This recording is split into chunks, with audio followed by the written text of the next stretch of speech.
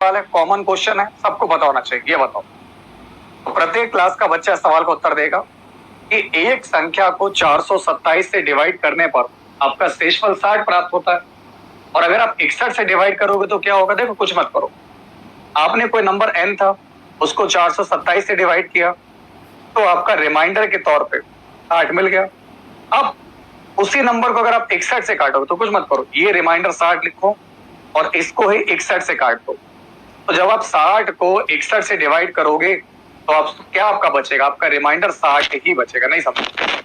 60 इसको 61 से भाग देना है तो क्या करोगे? 61 जीरो जा जीरो, 60 में जीरो जाएगा, 60 बचेगा और यही आपका रिमाइंडर होगा। तो इस प्रकार यहां पर आपका जो रिमाइंडर होगा उसकी वैल्यू 60 रहेगी।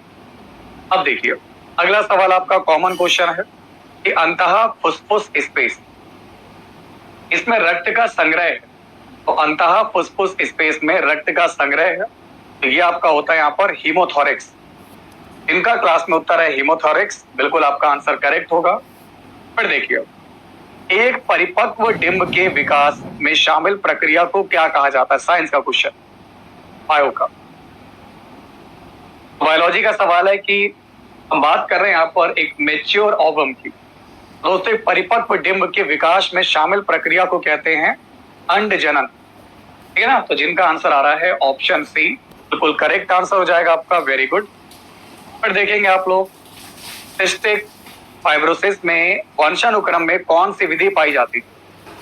सिस्टिक फाइब्रोसिस में वंशाक्रम में कौन सी विधि पाई जाती है? इस विधि को कहते हैं हम लोग यहाँ पर ऑटोसोमल रिसेसिव। जिनका आंसर आ रहा है ऑटोसोमल रिसेसिव, आपका उत्तर बिल्कुल सही होगा। यानी अगर आपका आंसर ऑप्शन बी है तो इस तरीके से पेपर में आपको सवाल मिलेगा। ठीक है, आइए अब मैं आपको लेकर चलता हूं आगे। अगला सवाल आपकी स्क्रीन पर आप लोगों के सामने है, इसको देखिए। दोस्तों, तो शोध प्रश्न का उत्तर देने के लिए समग्र योजना या ब्लूप्रिंट ये कहलाता है। गुड इवनिंग जी, गुड इवनिंग। कैसे हैं आप? है ना? निरपत कुशवाहा जी, सुनील, दुर्गेश, महेंद्र। तो याद कर लीजिएगा, रिसर्च डिजाइन कहलाता है।